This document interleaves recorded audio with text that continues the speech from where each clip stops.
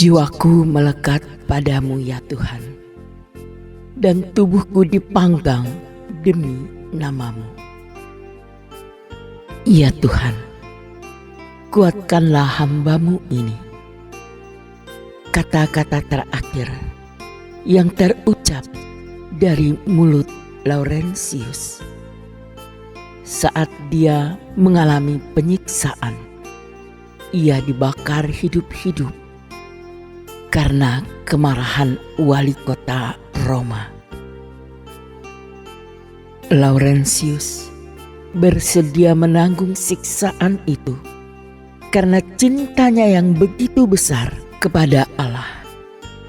Kiranya kisah ini memberi pelajaran kepada kita betapa Allah mencintai kita. Dengan apakah kita dapat membalas cintanya?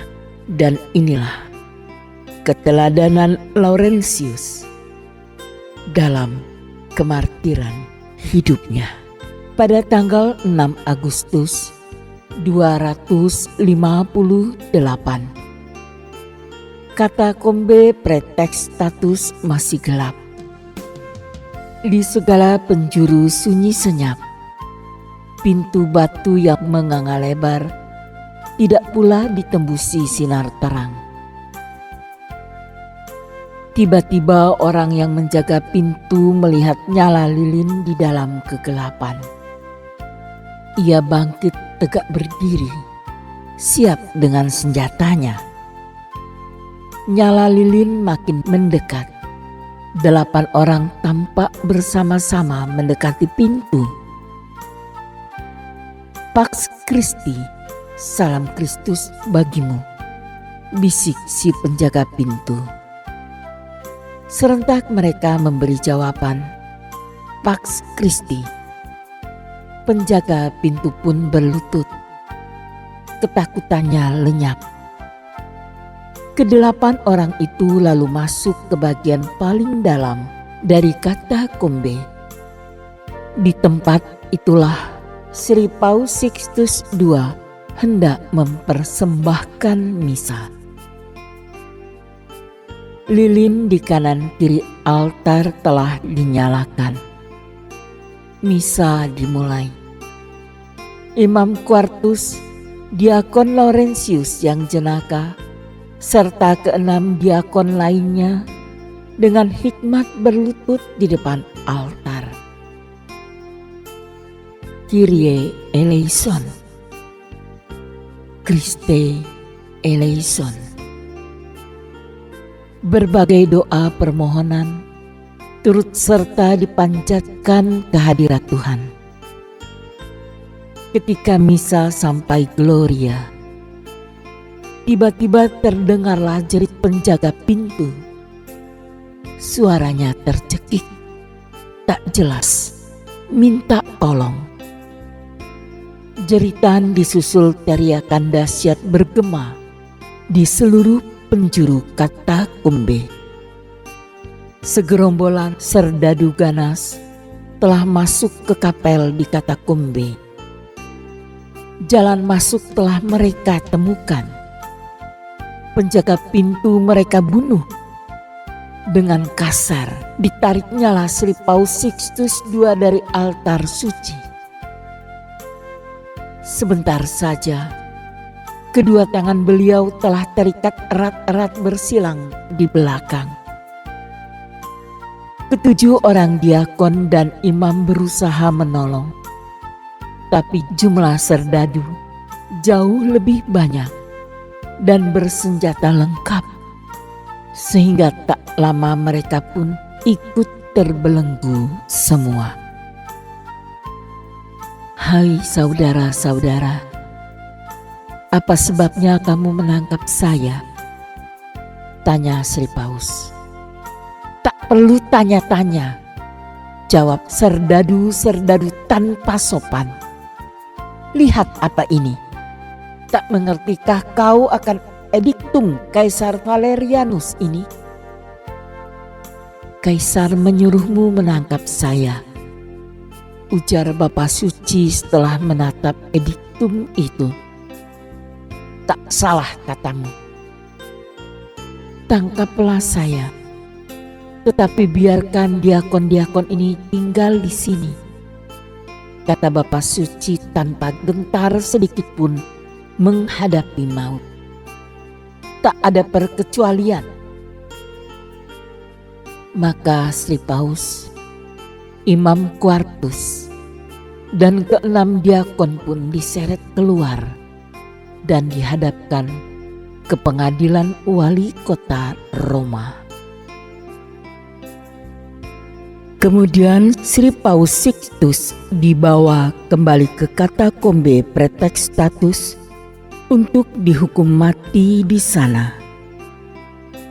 Sementara itu, Laurentius meminta agar wali kota memperbolehkannya ikut serta pergi ke Katakombe. Akhirnya, dengan dikawal serdadu, Laurentius menyusul Sri Paus Sixtus II yang telah berada di sana. Hampir terlambat. Serdadu telah mengayunkan kapaknya. Cepat bagaikan kilat, Laurentius berteriak, menjatuhkan dirinya dan mencium kaki Sri Paus Sixtus II. Bapa Suci, engkau tidak akan pernah pergi tanpa diakonmu ini. Laurentius, tabahkanlah hatimu.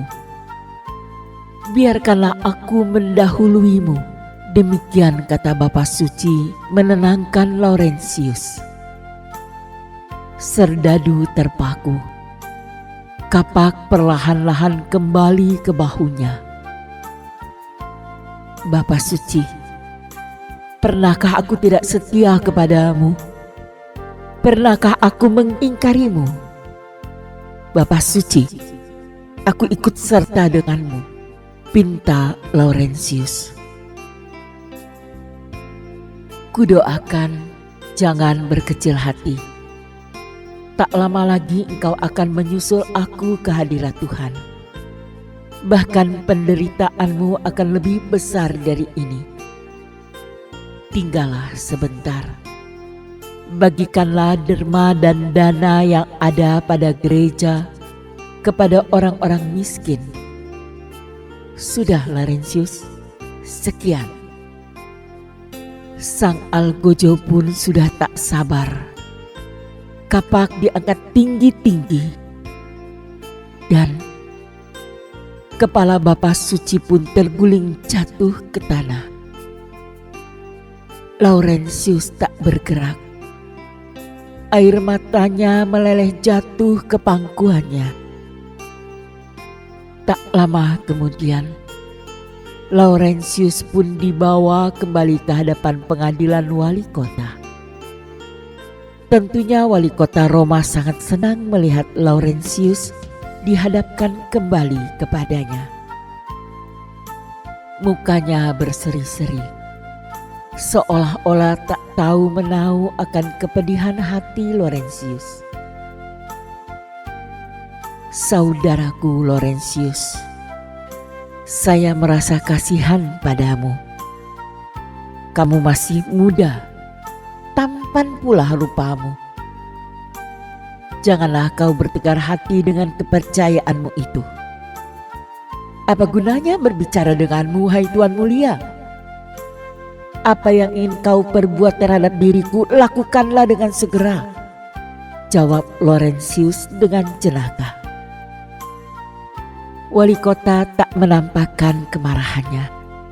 Bahkan ditutupinya dengan senyum manis yang dibuat-buat. Laurentius, aku tak bermaksud membunuh engkau. Asal aku tak akan mengingkari imanku, jawab Laurentius. Bukan begitu yang kumaksud. Apalagi tak perlu kau ingkari imanmu, asalkan kau mau menyerahkan semua harta benda gereja yang kau kuasai itu kepada Roma guna kepentingan perang. Aku jamin dengan demikian engkau akan selamat. harta benda gereja? Ya, semua uang dan semua harta bendanya. Baik, aku bersedia menyerahkannya. Tetapi beri aku waktu 3 hari untuk mempertimbangkan ini semua masak-masak. Laurentius sahabatku, bagus betul keputusanmu. Engkau akan selamat. Lalu Laurentius pun dilepaskan dari penjara. Setelah lepas dari penjara, Laurentius menjalankan tugasnya, yaitu dengan cara membagikan harta benda kepada fakir miskin. Bahkan ia menjelajah segala pelosok kota Roma sampai ke pedusunan-pedusunan pula. Ia mengumpulkan orang-orang sakit, janda, anak-anak yatim piatu dan terlantar, para pengemis di pinggiran jalan-jalan. Mereka semua diarak ke kota Roma. Di sanalah mereka mendapat makanan dan pakaian dari Laurentius. Berduyun-duyun segala orang miskin dengan segera membanjiri kota. Hingga selama 2 hari terkumpullah sekitar 1.500 orang. Tua muda, besar kecil, laki-laki dan perempuan. Saudara-saudariku sekalian, demikian seru Laurentius kepada mereka. Tuhan telah berkenan mengumpulkan kamu semua di kota ini. Lihatlah, Tuhan memberi kamu apa saja yang kamu butuhkan. Ambillah ini, pakailah, itu semua untukmu, dan berterima kasihlah kepada Tuhan. Serentak mereka semua berlutut bersyukur. Terima kasih ya Tuhan.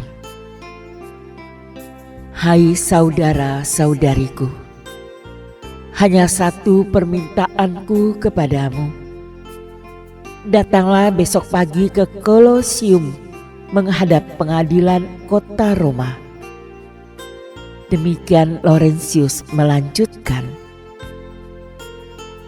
Akan dihukumkah kami? Tanya orang-orang miskin itu. Jangan takut, Tuhan akan melindungimu. Pada keesokan harinya, yaitu pada hari ketiga, Laurentius bersama dengan sekitar 1.500 orang miskin dan sengsara pergi menuju Kolosium di kota Roma. Pengadilan kota Roma telah siap menanti kedatangan Laurentius yang akan menyerahkan semua harta benda gereja kepada Kaisar. Selamat datang Laurentius. Kaisar akan sangat gembira menyambutmu. Sudah siapkah engkau menyerahkan semua harta benda itu? Ya Tuan, semua sudah siap. Bagus benar. Di manakah harta benda itu? Semuanya telah kubawa ke sini. Lihatlah, semuanya telah sedia. Di dekat Kolosium, orang-orang yang datang bersama diakon Laurentius telah tak sabar menanti. Gaduh benar suaranya. Wali kota pun dengan diiringi Laurentius datang ke tempat orang-orang itu berkumpul. Mana harta benda yang kau katakan tadi? Tuan wali kota yang terhormat, ambillah dan peliharalah orang-orang miskin dan sengsara ini. Mereka inilah yang menjadi kekayaan gereja. Ambillah, persembahkanlah kepada Kaisar. Wali kota pun segera naik pitam. dan menyuruh serdadu untuk menangkap Laurentius dan membawanya ke tempat penggorengan. Para serdadu pun menangkap Laurentius, menanggalkan bajunya, dan menariknya ke atas penggorengan. Kaki tangannya terikat erat pada sisi-sisi tempat tidur besi. Orang-orang miskin yang hadir di situ terkejut mendengar keputusan ini. Mereka berusaha membela Laurentius dan melepaskannya, tetapi tak berdaya melawan para serdadu yang bersenjata lengkap. Dengan menggerutu, wali kota duduk di dekat penggorengan tempat Laurentius terentang. Di sekeliling tempat itu, para pembesar kota juga telah hadir untuk menyaksikan pertunjukan yang sangat mengerikan ini. Wali kota berdiri tegak dan dengan garang memandang Laurentius. "Algojo, ambil alat penyesahmu. Cambuk orang ini sampai sepuasmu." Walau tubuh Laurentius gemetar penuh luka, tetapi wajahnya tetap tersenyum. "Ya Tuhan, kuatkanlah hamba-Mu ini," bisiknya dalam hati. Para penonton kagum. Mereka menggeleng-gelengkan kepala. Wali kota semakin marah. Ia merasa terhina. "Ambil kayu bakar, nyalakan api di bawah penggorengan itu." Kayu mulai menyala, dan dengan perlahan membakar daging Laurentius sedikit demi sedikit. Namun wajah Laurentius yang menatap orang-orang di sekelilingnya memancarkan sinar yang indah. Setelah penderitaan yang lama, ia berpaling kepada wali kota dan berkata dengan senyum yang gembira, "Hai Tuan Wali Kota yang mulia, suruhlah serdadu-serdadumu ini membalikan tubuhku ini, sebab yang sebelah bawah telah masak. Suruhlah balikan agar yang sebelah lain masak juga." Dengan geram dan marah, wali kota berteriak, "Serdadu, besarkan apinya. Buat api berkobar-kobar seganas mungkin." Tiba-tiba wali kota mundur sedikit. Semua yang hadir berpandang-pandangan. Kerongkongan mereka bagai tersumbat. Ada apa gerangan? Dari tubuh yang menderita itu tersebar aroma yang harum memenuhi seluruh tempat itu. "Bau apa ini?" mereka berbisik-bisik. Tak seorang pun dapat menjawab. Mereka sangat ketakutan dan tidak tahu apa yang harus dilakukan. Sementara itu, Laurentius yang gagah berani telah menghadap kehadirat Tuhan sebagai seorang ksatria Kristus. Banyak di antara mereka yang hadir sangat kagum akan ketabahan sang martir ini. Seketika itu pula, banyak dari mereka bertobat, berpaling kepada Kristus, dan minta dipermandikan. Sebagian orang lainnya meminta tubuh sang martir yang telah hangus itu dan menguburkannya di Siriaca dalam kampus Verano di Via Tiburtino. Ketika itu, tanggal 10 Agustus 258, Laurentius tidak sia-sia mempersembahkan dirinya, karena itulah kerinduan dia dapat berjumpa dengan Yesus yang sangat dicintainya.